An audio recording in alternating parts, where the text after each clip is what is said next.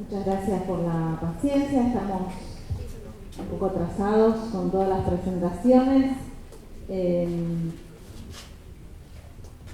Como ustedes saben, la revista Matéricos Periféricos tuvo su primer número que se llamó Un Cuarto hacia fines de los años 90 y a partir de ahí hemos sostenido la producción editorial durante todos estos años con contenidos que fuimos considerando que eran relevantes para el momento histórico y para nuestra disciplina, articulando la producción académica en sede académica, proyectos de extensión, proyectos de investigación y también artículos de profesores, intelectuales, hemos publicado obras de colegas arquitectos y arquitectas. Y en este caso, la revista número 18 tiene que ver con unos artículos que están vinculados a la materia optativa que dictan Julián Barrales junto con Nacho Ronda y Juan Weimar, junto también con otros docentes y ayudantes. Pero la revista no es necesariamente una recopilación de los trabajos realizados en la optativa, sino que son artículos vinculados al tema de la optativa, que son el arte y la ciudad, y en particular las derivas. Entonces hay profesores invitados, invitadas de todo el mundo y otros artículos de gente de aquí. Les voy a poner a Julián Barrales, quien es el que estuvo a cargo del proyecto de esta publicación, que es también que de alguna manera formuló la asignatura optativa y que hizo las invitaciones a las personas que escribieron en este número. Hola, buenas tardes. Quería acompañarlos con este pequeño video al lanzamiento de la revista Matéricos Periféricos 18 Arte y Ciudad, que afortunadamente ya es una realidad tangible y por eso estamos muy contentas y contentos. Este trabajo, esta publicación es fruto del esfuerzo de muchas personas a quien quiero en este momento agradecer, fundamentalmente a las autoras y autores con quienes hemos compartido un momento, una coyuntura en torno a la pandemia en 2020 y a partir de la optativa que junto con Juan Weimar, la optativa Taller Arte y Ciudad, hemos comenzado en el 2021. Estas personas, Antonio Rabazas, Bernardo Gutiérrez, Pilar Bañón, Jessica González, Miranda Pastor y la misma Aldana Moyne en calidad de estudiante de la optativa, hemos trabajado y compartido muchas investigaciones y prácticas ligadas al estudio de las periferias, del caminar, de cartografías y de la resignificación y apropiación del espacio en sus distintas escalas, sea más cotidiano, más urbano, más desconocido o incluso en una dimensión más barrial. También agradecer a Verónica Wallace, Estefanía Santiago y Tomás Cabanet, que tienen trabajos relacionados con la psicogeografía, el movimiento, la identidad, la memoria y el cuerpo, y de esta manera se conforma el mapa del contenido de la revista Matéricos Periféricos. Obviamente quería agradecer a todo el equipo de Matéricos Periféricos que permite estas alianzas interdisciplinadas, digamos, entre la arquitectura, interdisciplinarias e interdisciplinadas también a veces, militantes, la arquitectura, el diseño, el urbanismo, las artes en general, a veces con una connotación más política o más filosóficas, pero siempre de manera creativa y con mucho compromiso para con el mundo académico.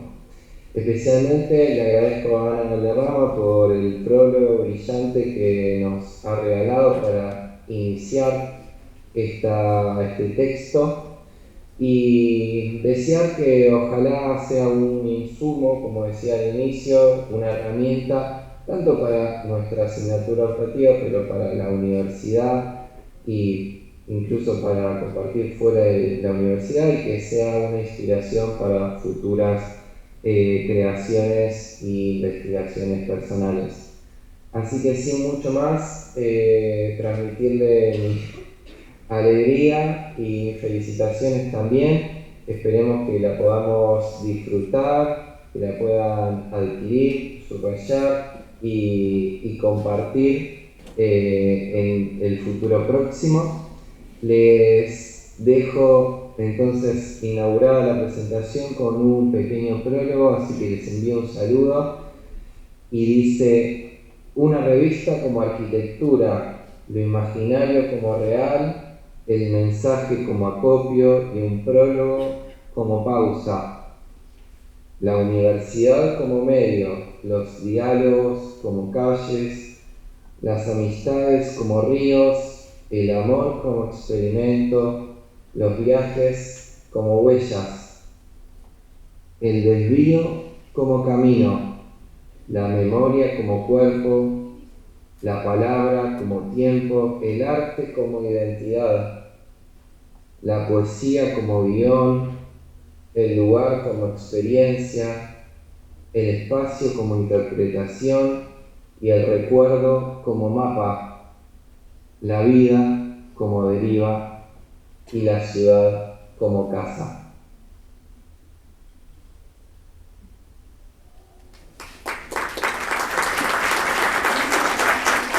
Le voy a dar la palabra a Marcelo Barralo, que es el director editorial de la Matéricos Periféricos. Bueno, gracias Anita, porque Anita está pensando en sacrificar su... vale, bueno. No, porque se nos ha hecho muy tarde, a mí me da mucha pena tenerlo a Javier Mendiando esperando, y porque es una persona muy querida por mí en particular, y pienso que por el conjunto de nuestro espacio académico. Gracias al presidente del colegio, que lo acabo de ver, don Palumbo, viejo amigo, y todos los demás. Yo, más que nada, voy a hablar del operativo, es decir, estas revistas a veces duran como 2 años de trabajo. Yo hace bastante tiempo que, como estoy pensando en qué voy a hacer más adelante, una de las actividades que me gusta mucho y que sé que puedo aportar es con esta actividad. Nosotros acompañar al taller desde un lugar de producción editorial, y bueno, como presidente de la Asociación Civil Matérico Periférico, esto más o menos nos sale una vez por año, y creo que es un aporte, ¿no? Sigue siendo un aporte, y tenemos un par de revistas más dando vueltas. Concretamente yo lo que estoy haciendo es armar los equipos de diseño editorial, me ocupo de eso, de conseguir el espacio, el recurso para que las personas puedan trabajar prácticamente ad honorem, pero bueno, hay una estructura, una pequeña estructura, y después la imprenta, ¿no? Porque en este momento imprimir estas revistas sale un número importante, hay que andar juntando dinero, tanto el colegio de arquitectos como la caja, de jubilaciones, y otras organizaciones y otras entidades privadas y públicas siempre ayudan. La revista se vende, también se regala, pero bueno, en circunstancias muy especiales. Yo, dentro del equipo que ha trabajado conmigo con Julián, digamos, quiero especialmente agradecer a Bianca Cosilovo, que de la nada, ahora puede hacer revista, ha hecho esta revista, hermosa la revista. Julián está muy contento con esta revista porque él quería darle un tono menos arquitectónico y más literario, por decirlo de una manera, y eso costó mucho. A María Castañola, porque ahora tenemos la escuela de diseño dentro de la facultad, que eso es importante porque nos ayuda a elegir en particular la tipografía y otros criterios que a veces nosotros no logramos llegar a darnos cuenta. Y también he trabajado y sigo trabajando en forma muy directa con Anita Tarino, que es otra persona que colabora mucho que forma parte de este mismo equipo que integra Bianca Cosilovo. Así que a toda esta gente y a la cátedra, que también cuando le pedimos dinero, la cátedra compra revistas por anticipado y por eso podemos llevarla a imprenta. Muchas gracias.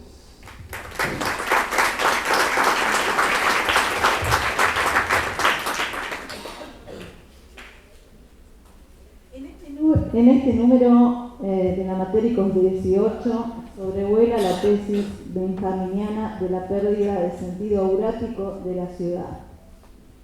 Si pensamos la ciudad como obra de arte colectiva, Benjamin, no por casualidad profusamente citado por los autores y autoras en los artículos, definía el aura de una obra de arte como la manifestación irrepetible de una lejanía, vinculada a su función ritual. Esta lejanía es lo que hace que la obra de arte preserve su misterio y escape de nuestra comprensión cada vez que intentamos conceptualizarla. Benjamin planteaba una crisis del aura en la obra de arte, producto de los cambios de los modos de producción del arte, en particular la reproductibilidad técnica. Adorno le discutía que la pérdida del aura no era una consecuencia de los cambios en los modos de producción, sino una respuesta ideológica a las condiciones históricas contradictorias de la realidad. Condición principal, que ya la había planteado Adorno junto a Horkheimer en el 44, cuando constataban en Auschwitz que la tecnología, instrumento de la ilustración, podría liberar la humanidad, pero había llevado al mundo a una oscura catástrofe. El sobrevuelo de la pérdida del sentido aurático de la ciudad, del pesimismo respecto a la técnica para iluminar la humanidad, el sentido fragmentario de la realidad contemporánea, se le suman una y otra vez referencias a Eliot, quien en The Wasteland expresaba la decadencia de las ciudades producto de la revolución industrial. Todo esto citado en varios de los artículos. Pero los autores y autoras no se quedarían en un lamento nostálgico de una época pasada mejor, sino plantearían salidas por elevación. Retomando a Benjamin, Adorno y Eliot, este número plantea en los sucesivos artículos leer la historia a contrapelo, hurgar en las ruinas, en los desechos, en las obras, en las periferias del sistema, un contenido de verdad para un arte actual. En el mismo sentido irían las referencias a la valoración de las prácticas de la vida cotidiana, reflejadas en las sucesivas citas en los artículos a Georges Perec y Michel de Certeau. ¿Por qué sería pertinente retomar estas tesis aquí y ahora? En un artículo que escribí recientemente, quizás esto no sea un metaverso, publicado en el 2023 en la revista digital Café de las Ciudades, Me animaba a comparar la época actual con la descrita en el libro Snow Crash de Neil Stephenson. Stephenson decía, hay un protagonista que es un repartidor de pizzas, que es a la vez un hacker, en un país que ha dejado de producir manufacturas y los únicos trabajos disponibles son la industria cinematográfica, la música, los deportes y el repartidor de pizzas. La ciudad es una especie de territorio liberado y loteado por diferentes grupos que disputan el poder de fragmentos. Grupos mafiosos, narcotraficantes, pandillas, la policía corrupta, los empresarios corruptos que se declaran la guerra en cada construcción de una autopista. Es más bien una meta de regulación de corte punk, una guerra biopolítica híbrida de todes contra todes. El repartidor de pizza pasa el 80% del tiempo en una mansión que tiene en el metaverso, donde en el mejor lugar del downtown de una ciudad llamada Sol Negro. Sol Negro es un lugar completamente regulado, ordenado y controlado por hackers que a la vez tienen delirios de ninja. La realidad real se ha vuelto algo secundario y ha sido entregada por la sociedad a las bandas como una especie de pulsión de muerte.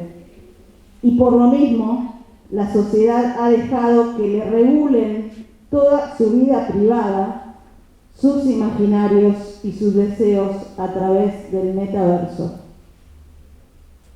¿Qué debería expresar el arte actual en un momento de catástrofe babélica, de crisis de sentido, de hipervigilancia digital y de profundización del biopoder, muy parecido a lo que describe Stephenson en Snow Crash?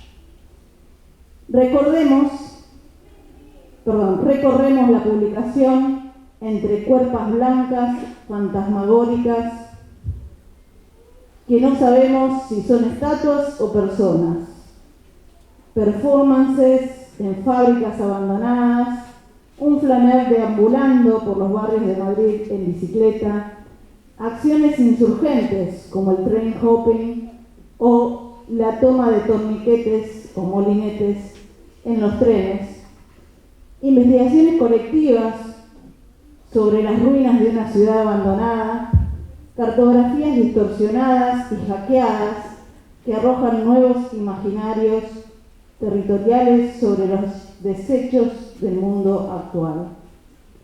Son micro situaciones y materiales ubicuos, corporalmente activados y vehiculizados a través del concepto de deriva, que serían considerados descartables e irrelevantes para una lectura hegemónica o una historia monumental. Son tesis emergentes donde los autores y autoras se sumergen en las fisuras del sistema y colocan lo marginal en lugar de relevancia discursiva. Pero no se plantean demoler ni cambiar la ciudad desde un hecho único y total, sino agregar nuevas capas, torcer, desviar, romper, hackear la Matrix y reintroducir el cuerpo en el espacio para recuperar la experiencia de lo vivido, de la vida, del estar presente y con la libertad de vincular fragmentos aleatoriamente. No se trata de una tabula rasa, sino de encontrar nuevas constelaciones de sentido o de producir demoliciones de precisión quirúrgica a lo Mata Clark, creando conos para atravesar la catástrofe desde otra perspectiva. De eso creo se trata esta revista y les invito a leerla. Muchas gracias.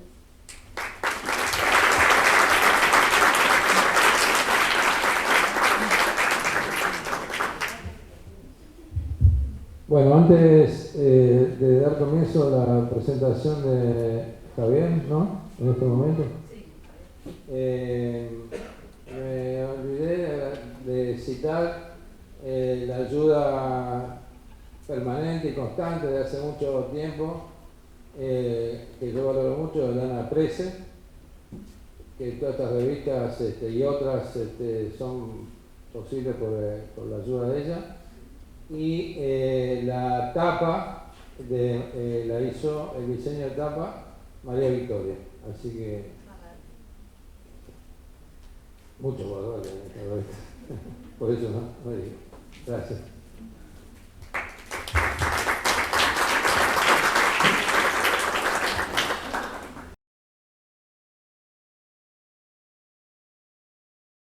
Bueno, le invitamos a Javier a que se sume.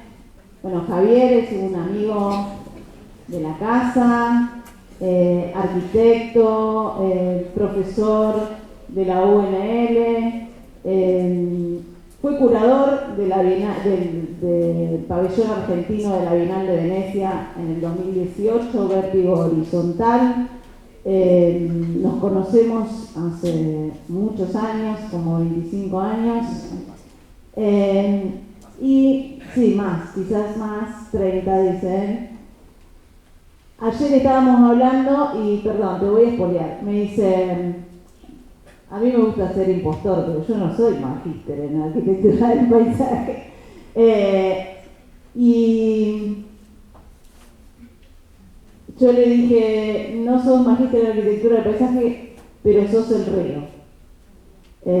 Javier vive en Santa Fe y tiene la experiencia vivida de habitar una ciudad que es el río en sí mismo. O sea, está en el río y es el río en sí mismo.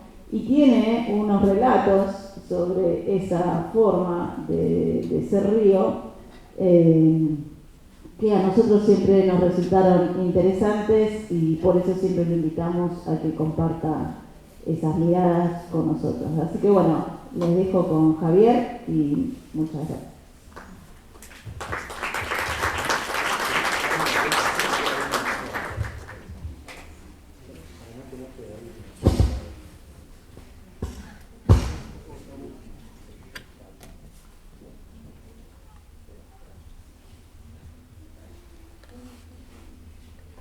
Bueno, muchas gracias. Eso del síndrome del impostor no lo iba a decir, lo iba a decir. Uno de los problemas del síndrome del impostor es que los otros se den cuenta. Entonces dije, no, ojalá que no se den cuenta, pero me deschabaste. Yo quería agradecer...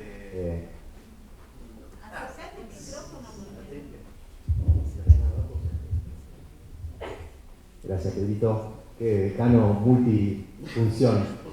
Quería agradecer, como se hace habitualmente, pero darle un contexto. Lo que decía Ana recién, Marcelo, nos conocemos hace mucho tiempo. Yo era estudiante de la facultad y un profe que teníamos, Adrián Caballero, nos subió a todos a una combi y dijo, vamos a ver los flacos de ahí. Y ahí conocí a muchos de ustedes, Eso fue fue más de 30 años. Y ahí conocí a muchos, a Quique, a Walter, a vos Pedro no todavía, porque creo que no había empezado la facultad, me parece. Y sobre todo lo que... Hola, señor presidente, hola Víctor. Empezó una relación entre intereses y miradas de dos ciudades que están cerca, que son parecidas en algunos aspectos, pero que en otros tenemos nuestras propias particularidades. Así que agradecer la invitación. Creo que los matéricos, por lo menos para mí, son no me gusta decir un ejemplo, pero son como un mojón, ¿no? O sea, marcan un lugar, la importancia de lo colectivo, el compromiso político, pero además la persistencia en el tiempo y la cadencia, que es hacerlo con un ritmo, todo con un ritmo. Ese proyecto editorial de la revista que acaban de... Yo siempre digo, ¿cómo hacen? Yo me acuerdo que en el número 14 dije, seguro que no van a poder seguir porque, bueno, pero siguen y siguen. Yo realmente reconozco esa gran capacidad de persistencia en los principios, y eso no solamente es soñar algo, sino además el laburo, la metodología, la capacidad de organización, que para mí es una referencia, porque no es fácil encontrar este tipo de colectivos y de grupos que, por otro lado, van madurando en múltiples formatos. Y el último de ellos es el decano que tiene la facultad, que digo, no es poco, ¿no? Más allá de todo lo que yo desconozco de cómo ha sido para que eso suceda, en términos de construcción política, pero habla de esa cadencia y persistencia de un grupo que va madurando en sus sueños y en sus ideas. Así que agradecer a Rosario, agradecer a la facultad, a todas las autoridades, a los matéricos. Muchas gracias por la invitación. Le pregunté a Ana, che, ¿de qué querés que hable? Me dice, bueno, vos siempre hablas de Saer y eso está bueno, así que bueno, vamos a empezar con Saer y probablemente vamos a terminar con el turco Saer. Muchos lo conocen, ¿no? Y está un poco de moda, y otros quizás no lo conozcan, pero es un escritor santafesino que murió ayer, creo que se cumplió 20 años de su fallecimiento, 2005. Y bueno, ha dejado un patrimonio literario para nuestra ciudad, pero también para nuestra región, que es un insumo nutritivo muy importante para mi manera de mirar, para nuestra manera de trabajar, para nuestra ciudad en general. Y esta frase que está en el entenado es un poco una referencia de lo que a mí me sucede. Dice, lo desconocido es abstracción, lo conocido un desierto, pero lo conocido a medias, lo vislumbrado, es el lugar perfecto para hacer ondular el deseo y la alucinación. Como ven, en la sede de memoria. Pero habla de algo que es muy importante en la práctica profesional, pero también en la práctica académica. Muchas veces somos especialistas en algo que conocemos mucho, ¿sí? O sea, tomar un tema y desarrollarlo 30 años con profundidad. Y creo que es interesante, y esta frase así nos invita, y es parte de lo que voy a mostrar, ser especialistas en algo que conocemos a medias, que conocemos un poco, pero que desconocemos otra parte. Y este es un poco el hilo de lo que voy a presentar. Eso que conocemos a medias, de alguna manera es el paisaje, es la naturaleza, es el territorio, y es el lugar para hacer ondular el deseo y la imaginación, además de la alucinación. El turco Saer también, en su primer libro, que es en la zona de la década del 60, hace una serie de consideraciones y dice, con respecto a cuál es su aspiración, de cuál sería su territorio, su universo narrativo, dice, yo escribiría la historia de una ciudad, no de un país, ni de una provincia, de una región a lo sumo, ¿no? Entonces, eso también sintetiza un poco lo que voy a contar. No quiero explicar la historia de todos los ríos, o todo el río Paraná, o toda la Cuenca del Plata, o todo el país, o toda la provincia, sino a lo sumo tratar de contarles y compartir con ustedes una conversación sobre cómo vemos este tipo de cuestiones, este tipo de temas en nuestra ciudad, la ciudad de Santa Fe, y a lo sumo en nuestra región del litoral. Juan L. Ortiz, el poeta de la ciudad de Paraná, de Entre Ríos, nos regala sí, es cierto, perdón, del río Uruguay, Gualeguay, exactamente. Pero vivió en Paraná en su último tiempo, Y Juan L. Dice algo que es muy utilitario para toda la hipótesis de lo que voy a mencionar. El paisaje es relación, ¿sí? Está en el centro, sí, pero no solo para ser descrito, sino para abrir a partir de él distintas relaciones con la realidad. Escuchemos un poquitito, son 2 minutos y medio, de algo que explica este enfoque de que el paisaje está en el centro, pero es relación. Cerca de mí, enfrente de mí. Las ramas tenían voces que no llegaban hasta mí. Es una combinación bellísima. Liliana Herrero, La Calandria, que es un chamamé, son 2 cosas distintas, y el poema Ir al río de Juan L. Ortiz. La corriente decía cosas que no entendía.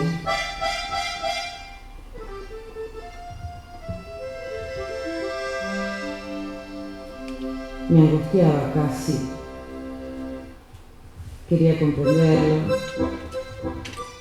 Sentir que decía el cielo vago y pálido en él, con sus primeras sílabas alargadas, pero no podía. Regresaba.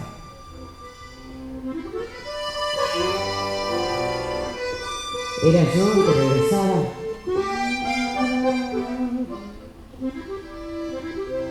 En la angustia vaga de sentirme solo entre las cosas últimas y secretas.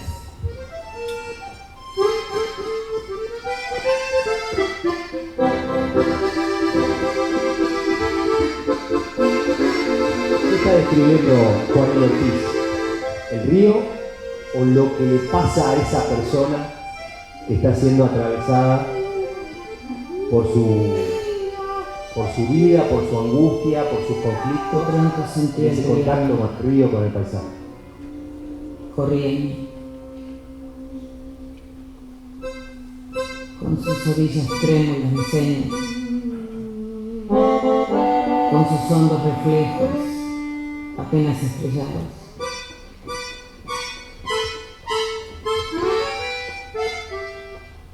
Corría el río en mí con sus ramajes.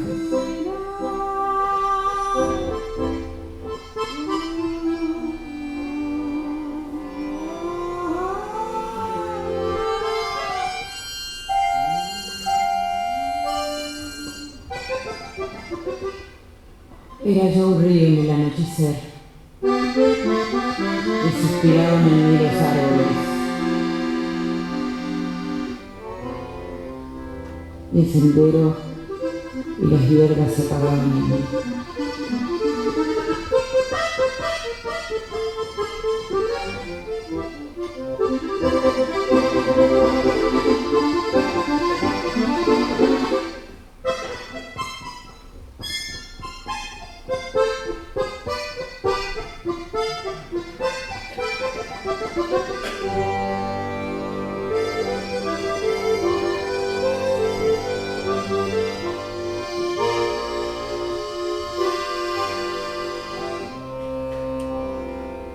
Me atravesaba un río, me atravesaba un río, me atravesaba un río. Graciela Silvestri, en una vieja publicación, dice que la arquitectura es omnívora, se alimenta de todo. En esta primera parte voy a compartir cuáles son los nutrientes que de alguna manera participan en este universo de referencias que detonan una práctica profesional, en mi caso una práctica académica y también algún paso por la función pública, tratando de hilvanar con una serie de referencias, de objetivos, imágenes, algunas cuestiones que puedan ser nebulosas de nuestra cultura, pero que están allí en una especie de plano transparente, participando en una serie de ideas con las que nosotros vamos de alguna manera produciendo y generando pensamiento. Florian Pauque, un jesuita que se encargó de describir toda esa cuenca del río Paraná, y en términos de Juan L. Ortiz, fue registrando no las características físicas del paisaje, sino la relación entre los grupos humanos y esos ríos y esas costas y esos árboles. O Ricardo Supisiche, el pintor santafesino, que como dicen algunos críticos fue al mismo tiempo primitivo y moderno, y que reflejó la vida de la costa, la vida de nuestra región, entre los elementos constitutivos, una rama, un tronco seco, un rancho, pero con una referencia permanente y precisa de la escala humana que genera una relación con esos objetos del paisaje. Los Inundados y Tire 10, dos mojones de la cultura del cine documental argentino, son de Santa Fe, Fernando Birri, la escuela de la Universidad Nacional del Litoral. La trilogía literaria del Litoral, según Ricardo Piglia, Río de las Congojas, de Libertad Dimitrópulos, Sama, de Antonio de Benedetto, y El Entenado, de Juan José Saer. Esa bellísima película que hace Lucrecia Martel a partir de ese libro de Antonio Di Benedetto, donde relata esa vida, esos conflictos que suceden en el medio de ese paisaje de aquella Asunción del siglo XVII, donde una serie de narraciones terminan de explicar cómo es la relación entre las personas y esas costas y esos ríos.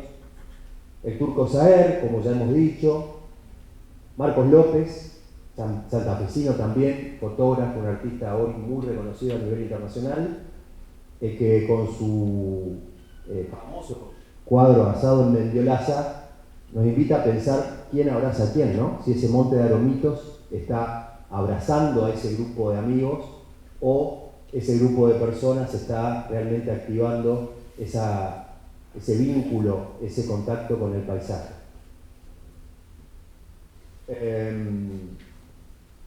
El maestro del Gualambao, Ramón Ayala, misionero, fíjense qué linda descripción que hace Cacho Bernal, que es el de la izquierda, con respecto a la música y el paisaje. El Gualambao para mí es el paisaje, porque la rítmica es como un sostenedor abajo, como una atmósfera que sostiene, y la melodía va arriba, como volando, independiente de lo que está sucediendo abajo.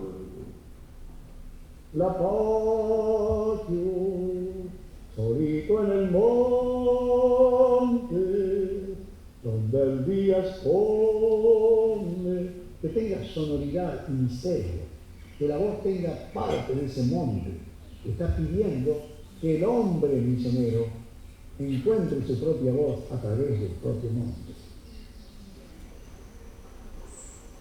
Si el paisaje puede ser un nutriente para la música, también seguramente para una disciplina como la arquitectura, ¿no? Entonces ahí está un poco el desafío. Referencia desde la arquitectura.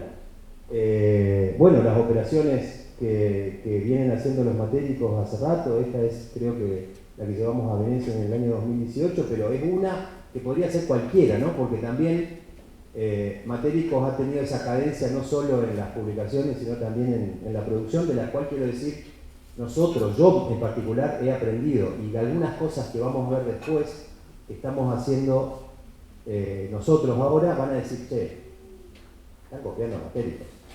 Puede ser. ¿Sí?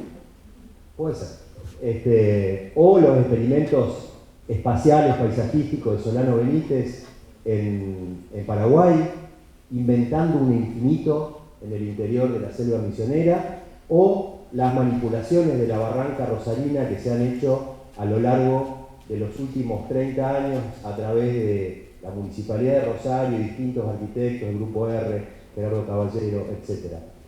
Amancio Williams hizo un solo proyecto, no es fácil, no es muy difícil de entender, dibujó el horizonte y le fue poniendo como capítulos proyectuales de cada una de sus instancias de imaginación. Lo que veníamos haciendo nosotros desde en el arranque del siglo XXI, armamos un grupo de jóvenes arquitectos en aquel momento, donde empezamos a invitar, ahí empezamos a convocar arquitectos de toda la región, que era un poco generar, poner el mantel, servir la mesa y poner todos esos nutrientes que estábamos deseosos por ver y por escuchar. Bueno, los matéricos han ido en muchas de estas oportunidades. Y a partir de todas estas referencias, empezar a generar algunos primeros dispositivos de investigación en los cuales estuve involucrado, quiero decir, siempre de manera colectiva, siempre de manera colaborativa, que creo que es algo que identifica un poco a este tiempo, además de nuestra profesión. El historiador Harari, no sé si lo han leído, pero dice que en ese libro que se llama Sapiens, dice que lo que caracteriza al Homo sapiens, a nuestra raza, es la cooperación flexible, ¿no? Dice, pero es esa capacidad que tenemos de juntarnos, pero a su vez de cambiar todo el tiempo, si no, las abejas o las hormigas estarían gobernando el mundo.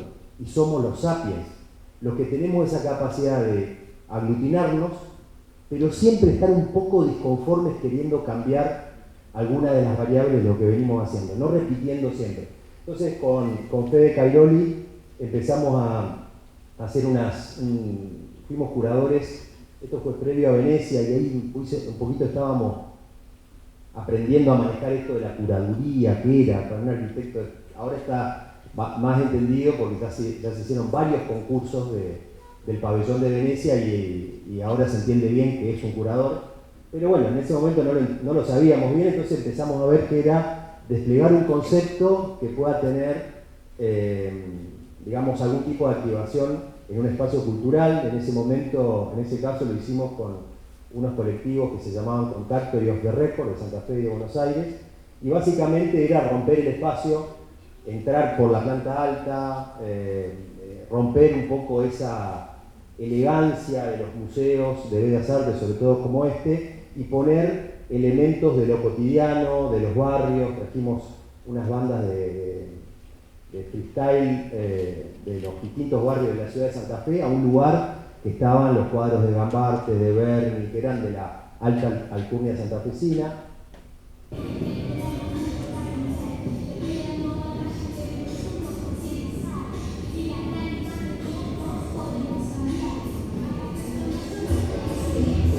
Y también romper un poco las coordenadas de lo urbano, ¿no? Hacer público la calle, hacerla peatonal, tener las activaciones culturales y artísticas. En definitiva, generar una nueva expectativa en función de esa Operación Rosa a la cual fuimos invitados. Y acá voy a hacer una anotación al margen, que tiene que ver con el título de la charla y que tiene que ver con mi historia. Este es el puente sobre el arroyo Los Amores en mi pueblo, porque yo soy de Villa Ocampo, en realidad 400 kilómetros al norte de la ciudad de Santa Fe y 570 de Rosario. Y este es el agua que yo conocí, este es el río que yo conocí, que iba a pescar con mi viejo, con mi hermano. Y ahí sirve mucho lo que dice en el río sin orillas del Turco Saer. Utiliza un principio, una frase de un pensamiento del poeta de Heráclito, que decía: nunca entramos dos veces en el mismo río. Y a eso le agrega el Turco Saer que cada uno intenta entrar infructuosamente, como en un sueño, en su propio río. Eso me parece muy desafiante, muy interesante, porque el paisaje cambia porque cambiamos nosotros. Ese río es distinto porque nosotros hemos cambiado cuando hemos vuelto a visitarlo. A mí me pasa, vuelvo a mi pueblo a visitar a mi vieja y yo ya no soy el mismo que pescaba hace 4 décadas en ese lugar, sino que soy otro y ese río es otro y me despierta nuevas inquietudes, me despierta nuevas preguntas, y eso es lo que en definitiva explica un poco todo lo que estamos diciendo, ¿no? Lo que estamos planteando.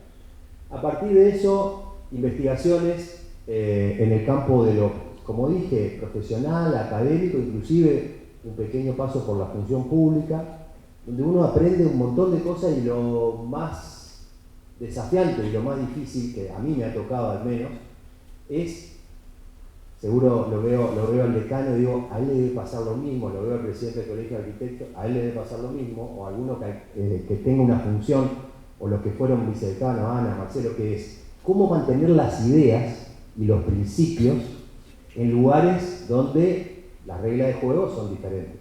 A veces mucho más rústicas, a veces mucho más salvajes. Obviamente la universidad es mucho más educada que una municipalidad, no lo sé, pareciera ser que sí. Entonces el desafío es cómo mantener un sistema de ideas, ¿sí?, en ambientes donde las reglas de juego son tan diferentes. Inclusive saquemos la función pública, lo profesional y lo académico, ¿no? O sea, lo académico somos todos poéticos, buscamos un mundo mejor, es facilísimo desde ese punto de vista, jóvenes que dependen de las ideas que nosotros podemos de alguna manera encaminar y ayudar a pensar, y después en la vida profesional, planilla Excel, rentabilidad, los números, bueno, ese es un poco el tema. Y en nuestro caso, en esto que vislumbramos, que conocemos a medias, nuestro paisaje del litoral, es cómo imaginarlo, cómo proyectarlo, cómo planificarlo. Yo recuerdo que a mí me generó un impacto muy grande cuando una vez Claudio Bexen, amigo de la casa, en esas charlas que nosotros invitábamos en el año 2003, que seguro, Marce, vos fuiste, dijo algo que digo, ¿cómo puede ser que yo no me haya dado cuenta? Que eso es algo que me pasa bastante en la vida. Yo escuché hoy unas cositas ahí, lo de la, ¿cómo es? Paisaje de la imperfección, o esto, bueno, me gustó mucho eso.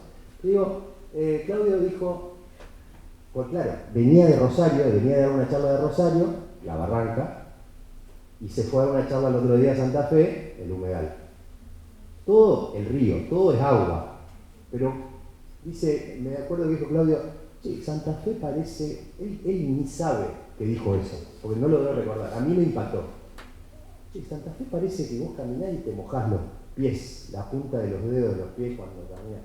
Claro, así una descripción profunda de nuestro paisaje en relación a algo que había visto y experimentado un día antes, que también seguramente lo impactó, que era esa situación de balcón paisajístico que es la Barranca rosarina, ¿no? Como mirar desde una situación distinta. Y después, el otro impacto que tuve, también producto de esas charlas, es que en el año 2004, Bucho Valiero, lo invitamos a hacer una muestra, a hacer un workshop, bueno, un montón de cosas nos voló la cabeza Bucho, y fue él el que me dijo, sí, tenés que leer Las nubes de Saer. Yo hasta ese momento, quiero decir, tenía 33 años y no había leído a Saer, y vos decís, Anita, que yo soy especialista en Saer, bueno, y que soy un impostor, acá se explica que soy un impostor, pero bueno, he desarrollado en este tiempo una especialidad en algo que desconocía, ¿no? Y me acuerdo que Castelliti, Gallina, que lo conocés, dice, che, yo lo tengo en mi casa, 2004 me lo prestó, y ahí entré en un mundo, abrí una ventana que hoy es parte de, que ocupa un espacio importante en mi vida. Entonces, en esto de que ser especialista en algo que no conocemos bien, o imaginar lo conocido a medias, como decía el turco Saer, es cómo proyectar en un pantano. ¿Cómo proyectar en el paisaje del humedal? ¿Cómo proyectar en un territorio donde el río crece 8 metros o 7 metros? Igual que en Rosario, pero que al ser absolutamente horizontal el territorio, esos 8 metros o 7 metros o 5 metros se transforman en cientos de metros o kilómetros en horizontal. Y en toda esa superficie hay gente, hay vida, hay relación con el paisaje. ¿Qué respuesta tiene la arquitectura? ¿Qué tenemos que hacer ahí? La planificación urbana. Lo veo a Javier Fedele, que ahora que nos acompañó en algunas fases del plan urbano de Santa Fe. Claro, planificación urbana, acá no hay nadie. Y hay un montón de gente viviendo en esos lugares. Alto Verde, Santa Fe, tiene 15.000 habitantes, podría ser, que es, no sé si conocen, es el barrio que está enfrente del otro lado del río. Podría ser una ciudad, una municipalidad en la provincia de Santa Fe. ¿Y cómo vivir en esos lugares? ¿Cómo proyectar en esos lugares? Y bueno, y ahí descubrimos que la naturaleza nos tenía guardada algunas lecciones y nos interesa mucho investigar a partir de eso, como este flamenco, en realidad es una garza, como esta garza que pone sus patitas largas en esa pequeña profundidad que tienen nuestras lagunas, nuestro humedal, para picotear, para comer. Es una manera de habitar ese paisaje. Y uno dice, claro, la arquitectura palafítica, ¿no? O el huevo del caracol, que los isleños, no sé, acá, no sé, en Entre Ríos creo que se dice lo mismo, pero los isleños te dicen, se inunda hasta donde pone el huevo del caracol. ¿Cómo sabe el caracol hasta dónde va a llegar el agua? Pero esto es real. Esta fue la última inundación grande que hubo en Santa Fe en enero del año 2016, y esa regla, el agua llegó hasta el número 7. ¿Cómo lo sabía? ¿Hay algo para aprender allí? ¿Hay algo para aprender con respecto a esas lecciones que tiene la propia naturaleza, o está todo en los libros? O, bueno, y esto de interactuar, nosotros decimos, el maestro Pablo Beitía, en ese proyecto que no se hizo, que es la Fundación Pan Club, no el Solucionar, sino la Fundación Pan Club, ¿no?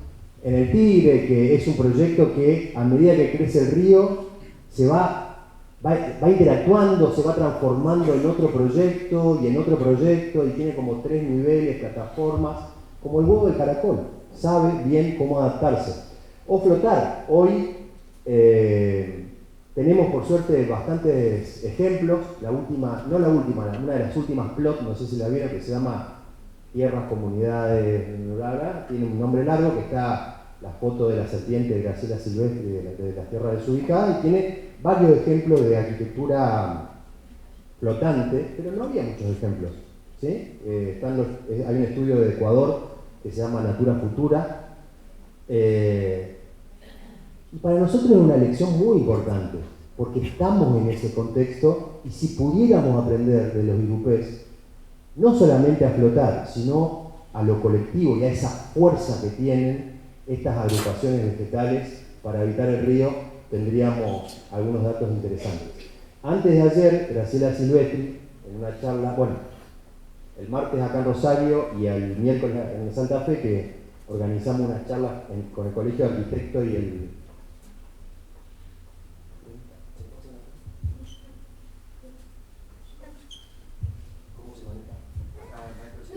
Hola chicos y chicas, disculpen la molestia. No, me sale Lucas Dale Mágica pasando por los salones pidiendo una colaboración para llevar esta noche a comer a casa. Los que nos pueden ayudar, muchísimas gracias. Les pido muchísimas gracias igual y que Dios los bendiga. Muchas gracias.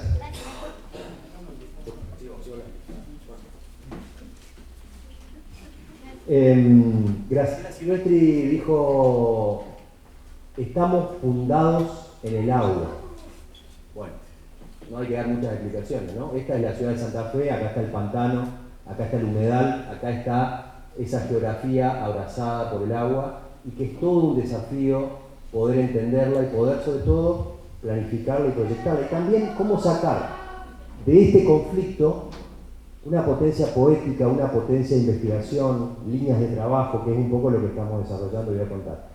Rápidamente, aprovecho que está Javier, él nos acompañó un poquitito en este proceso en un momento, a partir de, yo estuve de secretario de Desarrollo Urbano entre 2019 y 2023, hicimos una serie de elaboraciones que tienen que ver con esa doble dimensión, ese doble frente que tiene la ciudad, hacia el este de la laguna Setúbal y el río Colastiné, y hacia el oeste el río Salado. Hago pequeños comentarios. La incorporación de un concepto nuevo para nuestra ciudad que se llama Nuevo Frente Urbano, que es cómo jalonar a través de todo un paisaje de plazas barriales engarzadas, conectadas, interactuando en ese territorio fragmentado, marginal, con muchos déficits en términos de educación, de accesibilidad, y que de alguna manera el espacio público generaba como una especie de paisaje de soporte para cada una de estas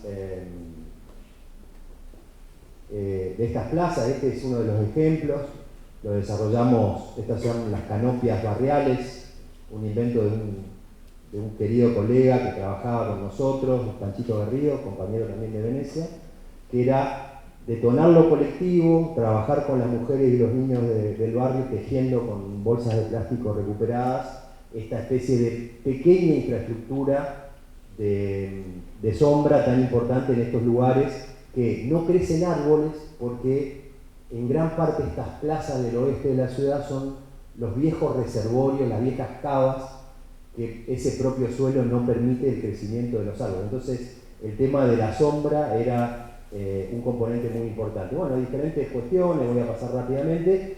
Y del otro lado, en la parte más linda, más formal de la ciudad, esta planificación en la laguna Setúbal, en la zona del Puente Colgante, la zona más conocida de la ciudad de Santa Fe, donde está la ciudad universitaria, donde está el CONICET, donde hay un barrio de viviendas de la década del 80 que se llama Barrio El Pozo, generar una serie de dispositivos que permitan la apertura del espacio de la ciudad hacia la laguna, y por otro lado imaginar cómo reutilizar esos pilares de un viejo ferrocarril que funcionó hasta 1943 y que hoy están allí a la espera de un proyecto en el cual la ciudad puede imaginar nuevos contactos entre ambas márgenes.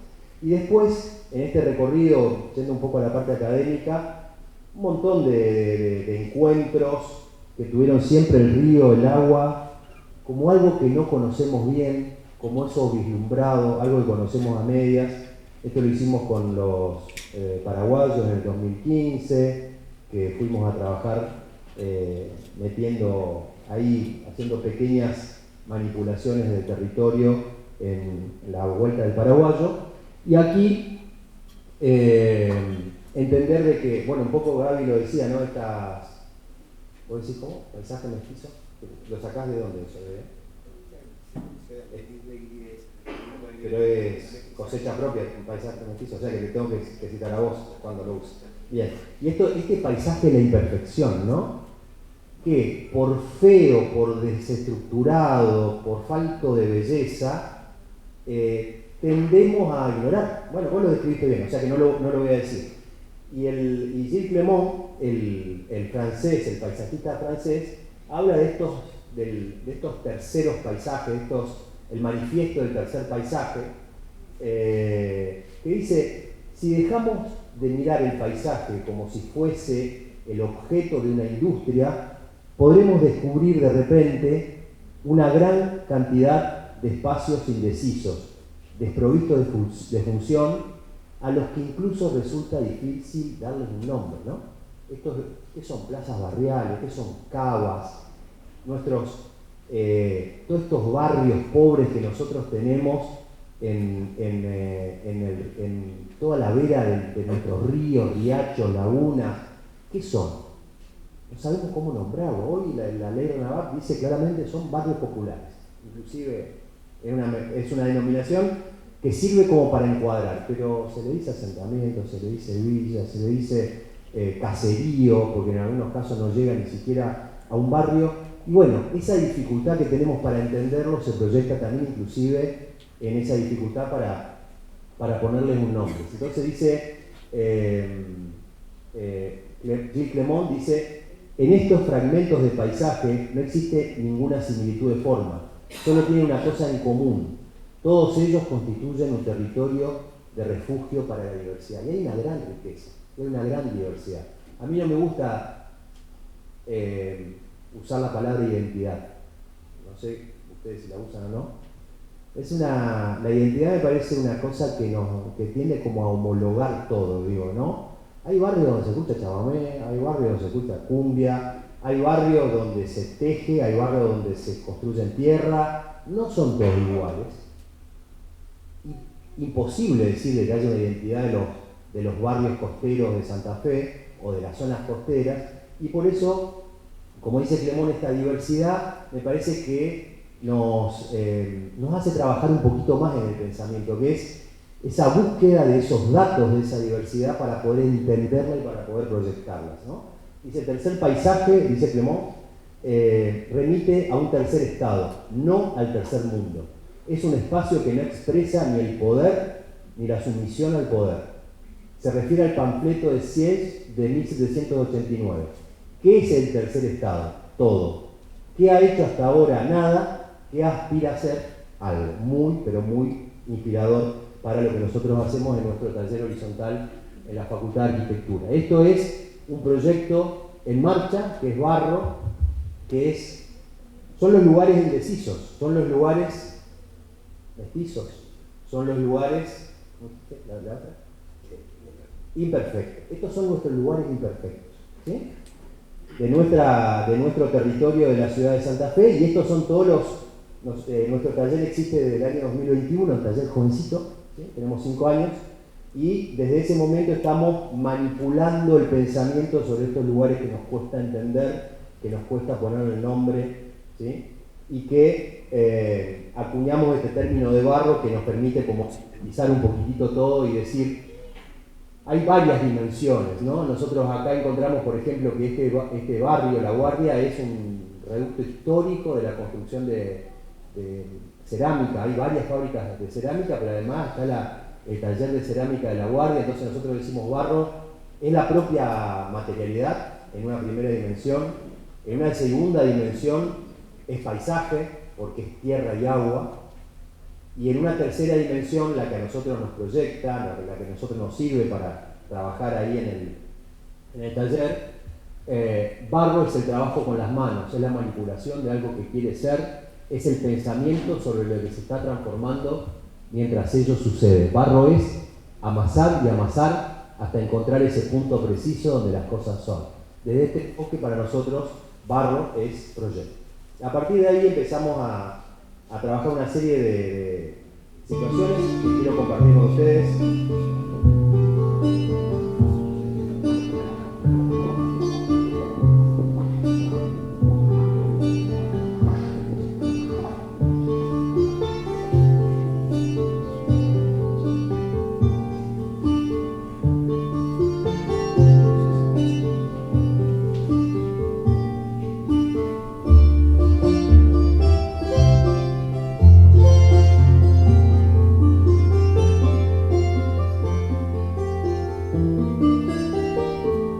Esto fue un campamento que hicimos en el año 2022 o 2023, donde, apelando un poco a lo lúdico, generamos una investigación sobre estas 3 dimensiones del barro, ¿no? Cómo trabajar con el material, qué es ese punto de contacto entre la tierra y el agua, el paisaje, y además cómo transformarlo en proyectos. Nuestros talleres de primero y de segundo año, el ciclo básico, o sea que estas cuestiones que voy a mostrar ahora y estas son de jóvenes que en algunos casos tienen 10 semanas en la universidad y que todavía están en la instancia de, yo diría, preguntarse si lo que están estudiando es lo que les gusta. Muchas veces a ustedes les pasa, como Anita está en primero y segundo también. Bueno, entonces esa como crisis vocacional se llega como hasta el segundo, tercero. Entonces es importante como reforzar, respetando que no todos tienen que estudiar arquitectura, pero que quien lo quiera hacer tiene que disponer de algunas actitudes y aptitudes de respeto.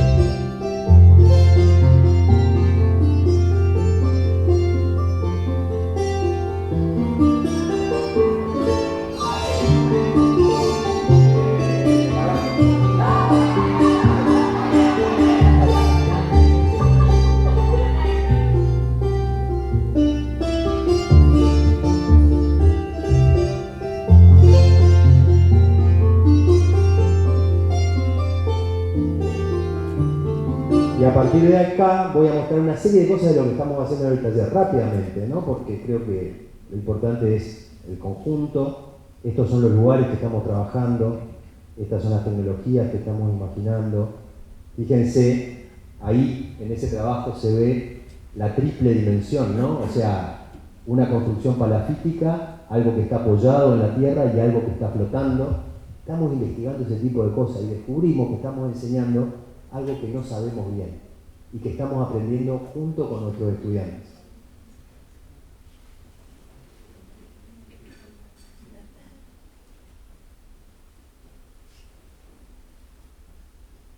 Estamos, bueno, experimentando, divirtiéndonos con la materialidad, maquetas en barro, maquetas en cemento. Que uno dice, che, sí, todo el mundo lo hace, bueno, no lo hacíamos, no se hacía en otra facultad. Entonces estamos experimentando con eso, inclusive cuando uno dispara eso aparecen cosas extrañísimas. Este año apareció una maqueta comestible, por ejemplo. Porque nosotros le decimos, el que sepa hacer cerámica, que traiga una maqueta de cerámica.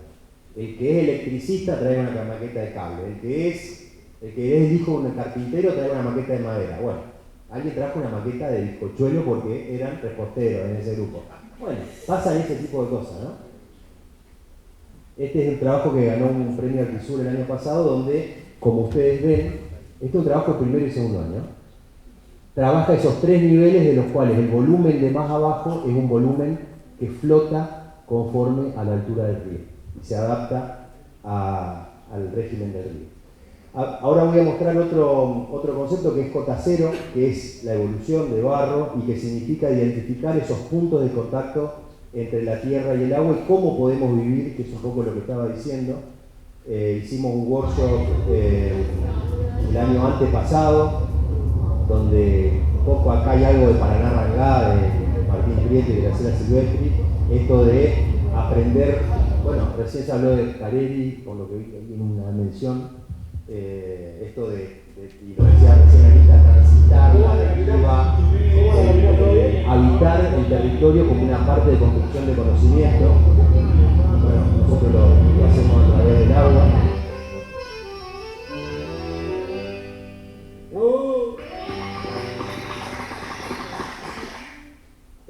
Esta fue el cierre de bollo que fuiste, Pedrito, ¿te acordás? Nos acompañaste. Era imaginar 10 lugares distintos de nuestro riacho para que en conjunto podamos imaginar como una especie de mosaico, que son cada una de estas instancias que vinculan ambas márgenes del río, entendiendo que el río no divide, sino que el río es un espacio propio para el habitar. Este es un poco acá, ahí estaba José Paulo Boubea, con quien después trabajamos en Venecia, unos estudiantes y profesores italianos. Y esto es un poco lo que fue producto de cómo terminó. Después del cierre que fuiste, Pedro, nosotros habíamos presentado un trabajo de extensión, un proyecto de extensión, habíamos usado ese workshop como approach al tema, y después que terminó el workshop, 2 meses después, fuimos a construir un pequeño dispositivo para un grupo de turismo comunitario.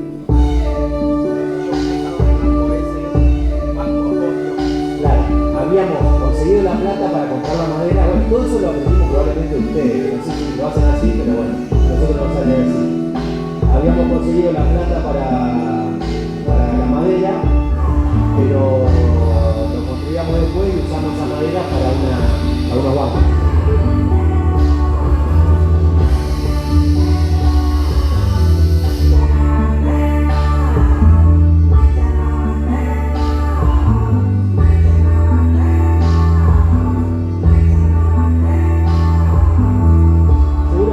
Esto ya lo hicieron hace 15 años, acá los matéricos, y bueno, pero para nosotros tiene mucha experiencia, tiene mucha. ¿Cuántas veces?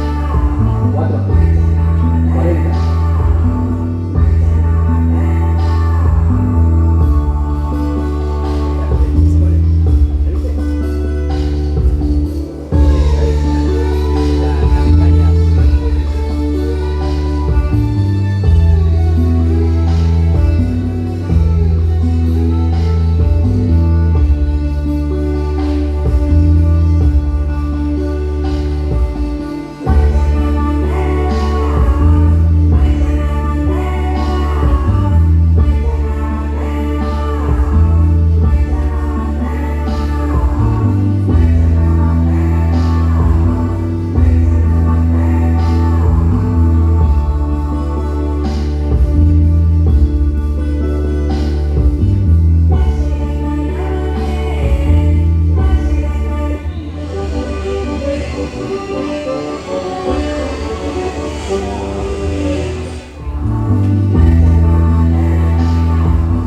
descubrimos que muchos de nuestros estudiantes, gracias a ustedes, deben pasar hace años, saben mucho más que nosotros de construcción, de cómo hacer el hormigón, de cómo cocinar la madera, de cómo cortar la madera. Paulo Freire dice: todos sabemos algo y todos ignoramos algo.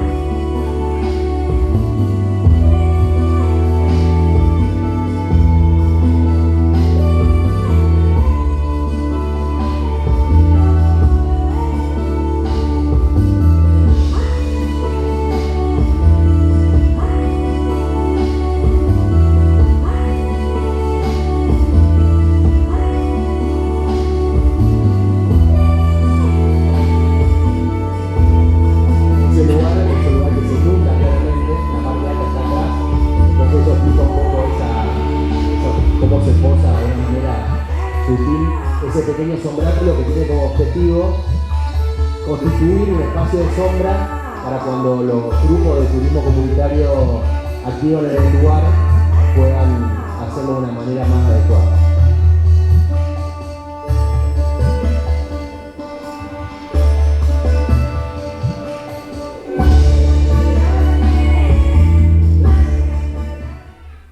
Bien, dice Graciela Silvestri, y me voy a apurar para terminar, que existen otras dimensiones de la experiencia del paisaje que no se reducen solo a las representaciones literarias y plásticas. Y ella habla de lo auditivo, que es el idioma, y ella habla también del mate, ¿no? Es el mismo mate el que se toma en Montevideo con esa hierba distinta, rara, con la que toman mate que el nuestro. Es el mismo nuestro mate que el que se toma en Asunción, o el tereré que toman ellos con agua fría. Entonces, lo que plantea Silvestri es que, por eso digo, no me gusta la identidad del río Paraná, porque en realidad es la diversidad del río Paraná, en su cultura, en su idioma, pero también en su arquitectura. Y a partir de eso, el año pasado, nosotros tuvimos exactamente, hoy hace un año, que empezamos este workshop, el WEI, no sé si lo conocen, acá varios rosarinos creo que participaron, no sé, ¿creo que ustedes participaron o no? Sí.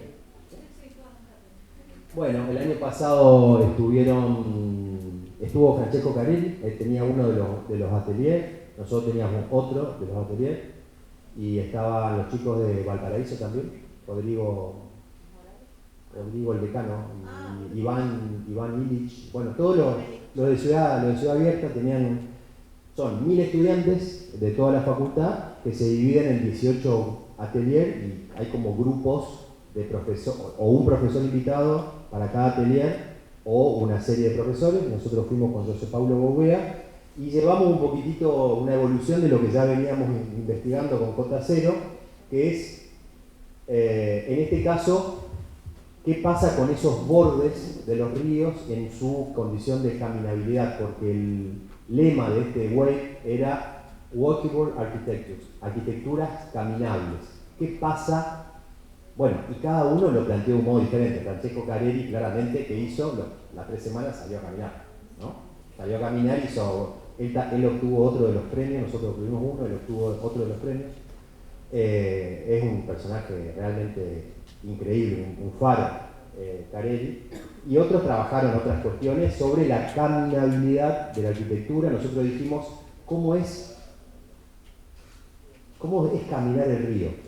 ¿Cómo es caminar el agua? ¿No? Que detrás de esa invitación, lo que nosotros proponíamos es cómo es hacer un uso público de estos lugares que están siendo apropiados, que están siendo privatizados, y en esa condición de caminabilidad tratar de amojonar la importancia de lo público y de la accesibilidad de todos a esos lugares.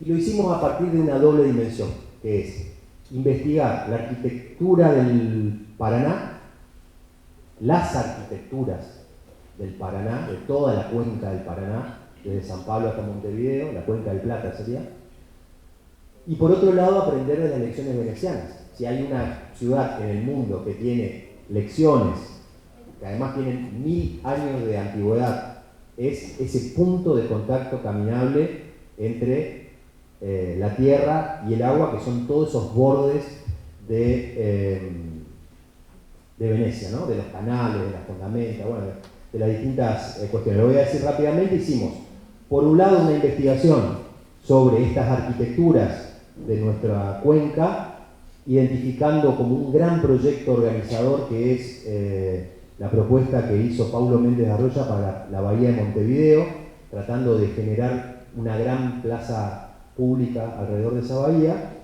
Este era nuestro grupo.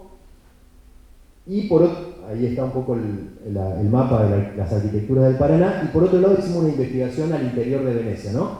Y descubrimos que esos lugares imperfectos, esos paisajes mestizos, esos terceros paisajes que cuesta ponerle lugar y ponerle nombre. En el caso de Venecia, los propios venecianos a veces no sabían cómo se llamaba tal o cual lugar. Entonces hicimos una investigación haciendo un poco una evolución de lo que Culjas había hecho en Elements, no sé si saben, hizo cuando fue curador de Venecia, dijo, che, la arquitectura es la conjunción de la historia de todos los elementos de la arquitectura. Entonces, el picaporte, la ventana, la pared, la cubierta, bla. A partir de ahí dijimos, bueno, los bordes de Venecia es la conjunción de los distintos elementos. Entonces le pusimos nombre y apellido, investigamos cada una de las plazas, cada uno de los lugares, con este grupo de estudiantes durante las primeras semanas, pero además hicimos como una especie de diccionario de los lugares y de los elementos venecianos. Y en algunos casos había discusiones muy interesantes porque entre ellos mismos decían, che, brícola es esto, no, brícola es otra cosa. Y había pequeñas diferencias que pudimos objetivar en esa investigación, lo paso rápidamente. El escuero es como una placita donde los que arreglan las barcas pueden, porque siempre hay un borde, pero ahí hay como un poquito de tierra para poder arrimar el barco y arreglarlo para su mantenimiento, que es una fundamenta que sería para nosotros una costanera básicamente. El Pozzo, bueno, si saben, Venecia tiene una ciudad que está dentro de un pantano de agua salada. Tenían agua potable hace 1000 años, y eso a través de un sistema donde juntaban el agua de lluvia, la drenaban con unas camas de arena, y esos pozos que hoy están, aunque no se usan, son un ejemplo del manejo del agua, para el que mostró recién cómo manejar el agua. Y después los ejemplos de la arquitectura sudamericana. Esto es un proyecto de MBB en San Pablo, la urbanización de un barrio popular, la intervención del colectivo Agua Alta en la Chacarita, en Asunción, algunos ejemplos muy interesantes como Mario Roberto Álvarez en la cabecera del puente del túnel subfluvial. Hicimos un libro que sintetiza esa investigación, donde tenemos las lecciones de Venecia, de cómo caminar esos bordes y los ejemplos de las arquitecturas en Sudamérica, investigaciones gráficas con respecto al caminar, ¿sí? Y después a partir de ahí había que hacer una instalación en el mismo lugar, y ahí un poco esa experiencia curatorial que nosotros teníamos. Hicimos como una gran bahía de Montevideo en el interior del aula que nos tocaba, y pusimos agua, ¿no? Hicimos unas maquetas conceptuales que estaban alrededor de esa bahía de Montevideo, y esto fue nuestra cota cero. Rápidamente, algunos ejemplos de cómo pensamos el tema de los proyectos de arquitectura, concursos. Esto es un complejo ambiental donde básicamente usamos el agua del propio río como material de la cubierta. Esto es un concurso del Museo Castañino acá en Rosario, donde nuestra propuesta era reflejar el parque sin tocar un solo árbol, y que la forma de la arquitectura era cómo nos adaptábamos a la preexistencia del parque. Tengo entendido que acá hubo una polémica porque sacaron un árbol para hacer el concurso. Bueno, nosotros tratábamos de evitar ese tipo de cuestiones. Otro concurso de Escuela de Artes Visuales, trabajar con la naturaleza en el interior de la arquitectura. Proyectos que hicimos para el puerto de Santa Fe, que básicamente es abrir costaneras, muy sencillo. Proyectos de arquitectura, obras de arquitectura, donde básicamente es cómo meter la arquitectura dentro de un conjunto de aromitos ocupando el menor espacio posible, y cómo esa naturaleza se incorpora a la propia arquitectura. El Colegio de Arquitectos, que si bien no tiene naturaleza, la relación en el paisaje urbano es ese hueco, ese vacío, en un lugar de veredas angostas del centro de Santa Fe, para poder generar espacios de relación, espacios de encuentro, o el Colegio Inmaculada, que la relación es con lo antiguo, con lo patrimonial, o la Universidad Católica de Santa Fe, donde dialogamos con toda esa naturaleza que está en el propio barrio. Lo voy a pasar, hay un video, pero lo voy a pasar, porque si no se hace muy largo. Y Vértigo Horizontal, rápidamente, estos dos señores tuvieron ahí como un pequeño intercambio con respecto a este concepto. Borges decía que la Pampa era tan grande, vos que trabajabas en el tema de la llanura, que era un vértigo, una emoción, una incomodidad frente a la grandeza. Y el Turco Saer, que había sido borgiano en su juventud y ya en los 90 ya le molestaba un poco seguirlo en todo a Borges, lo empieza a desmontar, a mi entender, como un pequeño homenaje, y dice que eso es falso, que lo único interesante de la llanura es esa capacidad que tiene la línea de poner todas las cosas en un solo lugar. Dice, ¿no? Tal vez haciendo un largo ademán mesurado, ligeramente ondulatorio, el efecto causado por esa manera de proferir la expresión será sin duda intenso, pero la expresión es falsa. Eso es lo que dice. Bueno, y ahí encontramos un punto que es, listo, vamos al concurso con esto, hay un concepto, hay una idea, vamos por acá, y después lo transformamos un poco. El desafío en estas cuestiones es cómo la arquitectura, que se alimenta de todo, cómo ese nutriente luego se transforma en dato objetivo, tecnológico, espacial, altura, material, colores, etc. Entonces, básicamente lo que hicimos, esas son las tres alternativas. Una vez que teníamos el concepto de cómo llevarlo a la práctica, nos quedamos con la de abajo, que es todas las personas caminando alrededor de una caja de vidrio en la cual se reproducía un efecto óptico muy básico y sencillo, como una especie de infinito de la llanura, y aprovechamos para llevar una curaduría de 46 obras y espacios públicos de un periodo, podríamos decir, poco glorioso de la arquitectura en Argentina, que es la arquitectura reciente, la arquitectura de la democracia para acá. Si uno piensa claramente, bueno, es otra charla, pero la dictadura generó en Argentina un quiebre terrible, ¿no? Si uno ve el concurso de la Biblioteca Nacional de la década del 60, con propuestas terriblemente disruptivas, no solo la que ganó de Clorindo Testa, sino la segunda de Solsona, que era una carpa, no sé si alguien la vio o la estudió, o la de Caveri, uno dice, che, qué momento de tanta potencia de las ideas. Y si uno ve los concursos actuales, y lo digo en primera persona porque también es una autocrítica, uno ve una arquitectura correcta, débil, cajitas más o menos simpáticas que van solucionando un problema arquitectónico. Uno dice, algo pasó después de la democracia. Claro, pasaron muchas cosas. Una oscuridad, se canceló el pensamiento, se cancelaron los concursos y eso dejó una arquitectura más débil que nosotros quisimos reivindicar con esta curaduría de estas 46 obras, que acá fueron un par de intervenciones de los matéricos, junto con otras, y esa es un poco el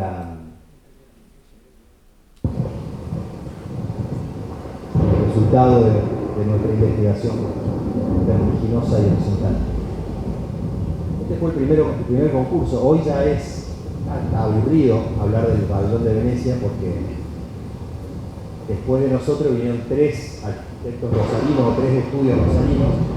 Básicamente pareciera ser que el pabellón de Venecia es patrimonio de Rosario o de la provincia de Santa Fe, pero en aquel momento fue el primer concurso que se hizo. Anteriormente se hacía por invitación, había estado Clorindo Testa, el anterior a nosotros se lo iban a dar a Rafa Iglesias por invitación y justo tuvo el problema de salud, hicieron un híbrido con una idea de Rafa, pero que después lo hizo Atilio Gentimani.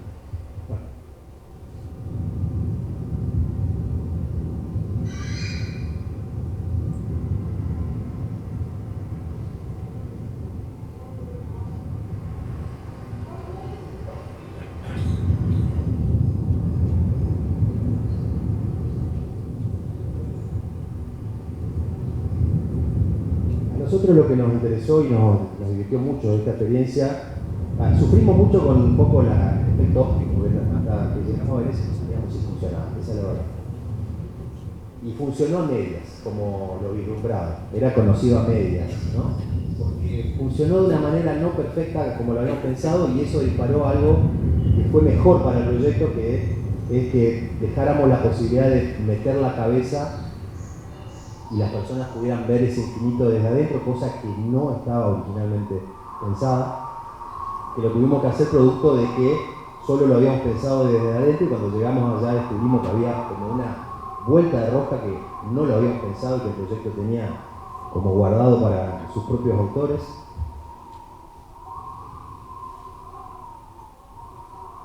Y lo interesante, lo que sí nos divirtió, es hacer la curaduría, ¿no? Es darnos como un poco el trabajo de mirar el país, a que sea como un recorte federal, y descubrimos cosas realmente muy interesantes que uno a veces no conoce, y que ese trabajo autoimpuesto de buscar un recorte que toque toda la provincia hizo que descubriéramos proyectos realmente muy interesantes. Uno sabía que existían, pero que no los tenía del todo registrados, ni siquiera estaban publicados en algunos casos.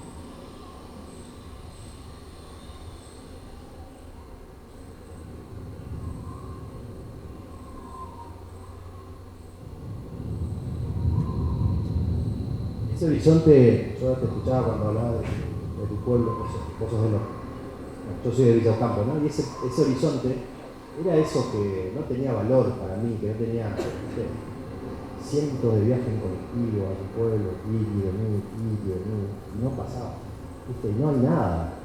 Y eso los psicoanalistas plantean de que se ancla tanto en el inconsciente, pero tanto, está ahí esperando, digo, todos tenemos un vértigo horizontal, creo, metido en nuestra infancia, ¿no? En nuestra, no sé, un pozo por el que pasamos caminando todos los días y lo esquivamos, capaz que ahí hay algo que tiene un valor interesante. Y para terminar, lo último, Camalotopía, que es una intervención que hicimos en el Museo de Arte de Mar del Plata. Voy a leer un poco el manifiesto porque creo que es interesante para entender. Mientras nosotros que éramos formados, que nos creíamos capaces, que ostentábamos alguna parte del poder, buscábamos en cada oportunidad la posibilidad de cambiar, de ordenar, de conducir a lo mejor de nuestro entendimiento la ciudad y sus habitantes. Más allá de nuestro alcance, la propia ciudad se multiplicaba, pujante, como una máquina masiva y redundante, consumiéndose y derramándose una y otra vez sobre sí misma. Nos eludió la comprensión de las fuerzas que gobernaban nuestro hábitat. Tan inmersos estábamos en ella. Era una invitación de Martin Uberman a imaginar ciudades utópicas en el futuro, y nosotros decíamos, ¿cómo sería una ciudad si estuviera gobernada por una naturaleza de camalotes y si aprendiéramos de esa colectividad pujante y potente que sabe adaptarse al río y que sabe prosperar en el tiempo? La inefable proliferación de relaciones anónimas, las fricciones, la suma desinteligente de individualismos, una crítica a la ciudad actual, ¿no?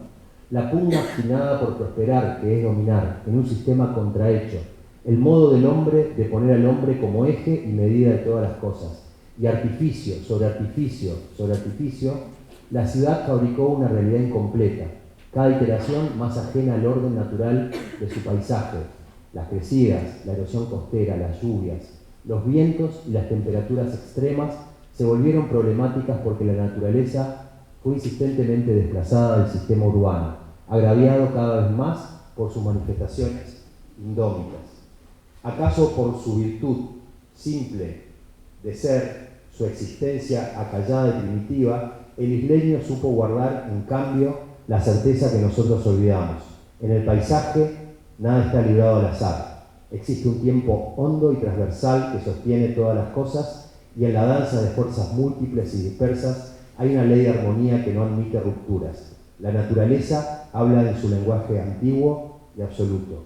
Las lluvias, las heladas, las crecientes que se anuncian como momentos de una sinfonía, las aves, los árboles, el río, los mosquitos, los caracoles, el aronito, y a partir de ahí hicimos una investigación de cómo sería una ciudad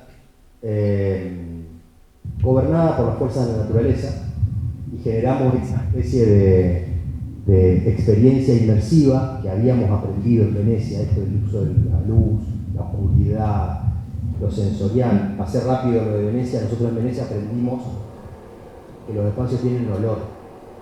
En los libros están, en Tomás Palasma o Xuntor, y eso está.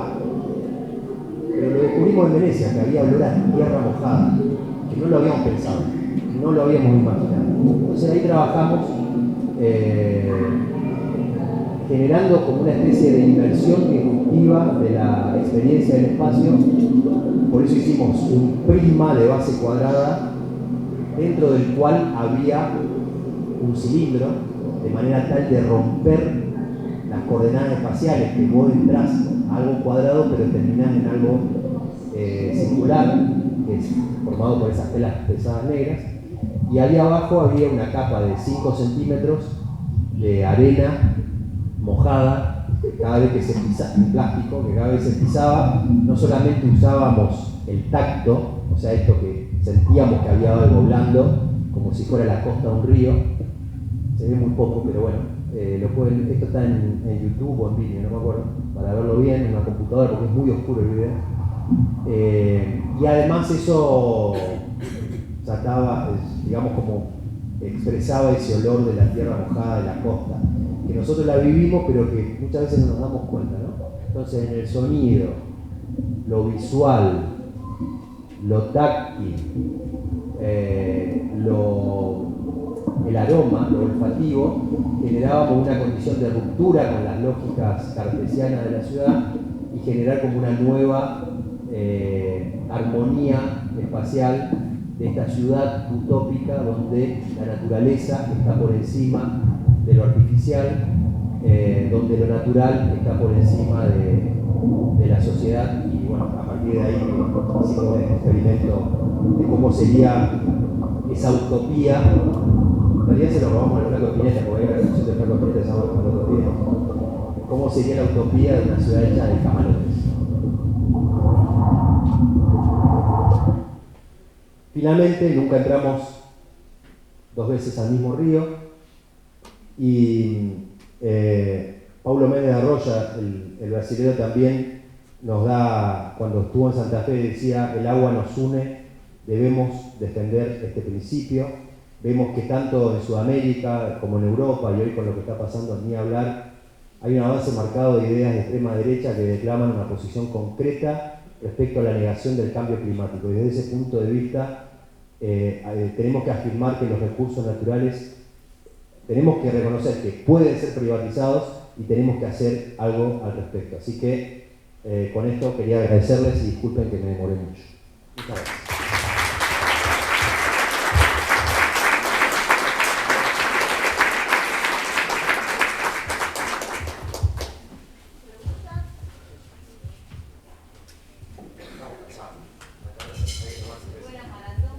Otra cosa que aprendí de ustedes es que siempre tienen algún festejo interesante. Yo recuerdo una cosa que me voló la cabeza cuando vinimos a verlo a Solano Benítez acá, a la taller de ustedes. Terminó, había 200 personas, y en un momento empezamos a sentir de las latitas de cerveza. ¿Dónde estaban las cervezas? Bueno, eso eran las viejas prácticas de matéricos periféricos. Así que bueno, muchas gracias.